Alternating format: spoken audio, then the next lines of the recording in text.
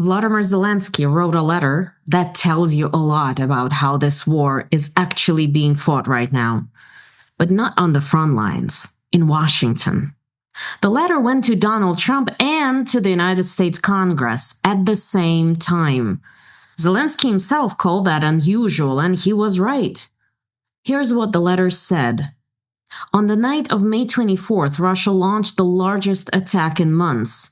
Alongside the cruise missiles and the drones, there were two weapons that don't appear very often. Two Oreshnik missiles. If you haven't heard of the Oreshnik missiles, remember it after today. It travels at 12,000 kilometers or 7,500 miles per hour. It can split into 6 separate warheads mid-flight, and according to Russia's own statements, it can carry a nuclear warhead. One of them struck 80 kilometers from Kyiv.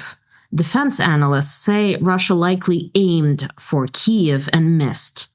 Zelensky then wrote, "When it comes to ballistic missile defense, we rely almost exclusively on the United States." And then he added something else, something specifically for Donald Trump. He said Ukraine is ready to sign the minerals deal at any time that is convenient for you. Before I keep going, hit like right now. It genuinely matters more than you think. And subscribe if you want this kind of breakdown every time something big moves. So now let's get back to what Zelensky actually built here. He chose the Memorial Day to send it deliberately, a day when Americans think about fallen soldiers and the cost of freedom. He addressed it to both branches of the American government simultaneously, which forced both to respond. He opened with the Oreshnik, the one weapon in Russia's arsenal that makes American policymakers uncomfortable in a way that drone counts simply can't. Because the Oreshnik isn't just a big missile, it's a missile that crosses a line, a nuclear-capable line. You put that in a letter to Congress, and suddenly every senator who is not voting for Ukraine aid has to ask, what exactly am I voting against here? And that's not all, because that same week something else happened that rattled every European capital. The EU's top diplomat, Kaja Kallas, made a statement that landed like a grenade. She said publicly in front of the press, all European embassies stayed in Kyiv. Unlike the American one, America left. What we heard from Ukraine yesterday was that all the embassies stayed except one. So that also takes courage from those embassies. But yes, all the European states, America left. The U.S. embassy immediately denied it. But the fact that Kallas said it tells you everything about the panic spreading across Europe right now. Because even as the accusation was later denied, it landed.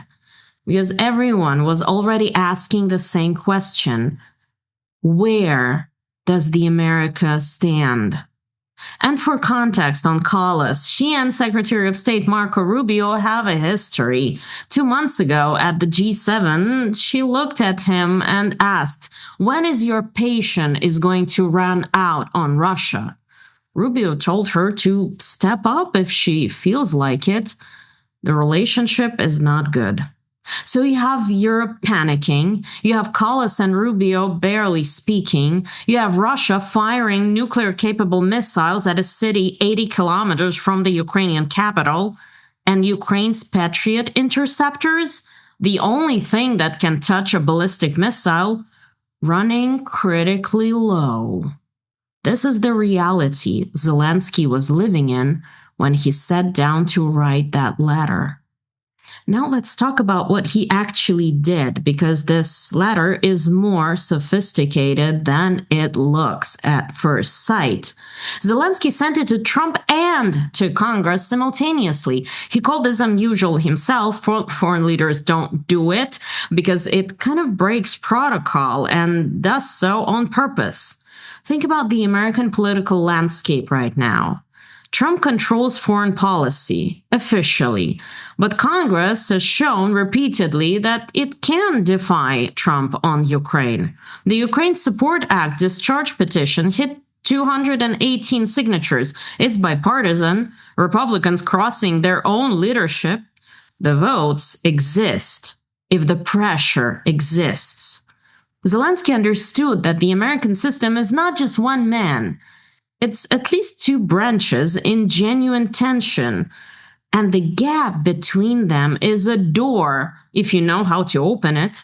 So he wrote to both. He put Congress on notice. I asked. The record shows I asked. If missiles come, Trump gets the credit. If they don't, Congress has a letter, a specific dated public letter explaining exactly what Ukraine needed and when. And then, at the very end, he gave Trump something personal. He said Ukraine would sign the minerals deal, the thing Trump has wanted since the beginning, at any time. No conditions, no timeline, no demands. One letter. The Oreshnik for Congress, the minerals deal for Trump, Memorial Day for the American people. And then something happened that I'm not sure even Zelensky fully anticipated. Trump received the letter, and he read it aloud, and he appreciated it. He called it positive. He held it like a prop and performed warmth for a room that was watching his every move. Now I want you to think about what those same two men looked like 15 months ago. February 2025, the Oval Office. Zelensky sitting across from Trump and J.D. Vance. Trump called Zelensky ungrateful. Vance called Zelensky disgraceful. Trump told him bluntly, "You're playing cards and you have a bad hand." And then, on social media, Trump called Zelensky a dictator without elections and a modestly successful comedian. And now look what we have here. Well, Zelensky didn't change Trump. He changed the room.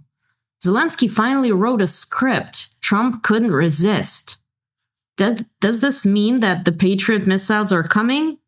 No, not necessarily. But Zelensky bought time, got leverage, and a paper trail. He put Congress on record. He put Trump on record. He made it politically expensive to ignore Ukraine at this time, and that air defense gap is obvious. Whether that translates into actual hardware, this is the next chapter. Zelensky is not the same leader he was in February 2025. The man who walked out of the Oval Office humiliated, who watched American envoys fly to Moscow and skip Kyiv entirely. He has been paying attention. He's been watching how power actually works in Trump's Washington. And his conclusion apparently is this. In Trump's America, the most important thing is not what you need. And it's not even what is actually right. It is something different. In Trump's America, it's important who is in the room when you make your ask. So he put Congress in the room. He gave Trump a prop, that letter. He chose the date that made Americans feel something. And he slipped the minerals deal at the end. Just at the tip of the table. Just right there. An Oreshnik missile landed 80 kilometers from the Ukrainian capital. Russia says it can carry a nuclear warhead. And the man responsible for defending that capital just demonstrated that he understands American politics better than most. Whether Washington responds with missiles or just a praise for Zelensky, that's the question that follows us into next week. And I'll see you then.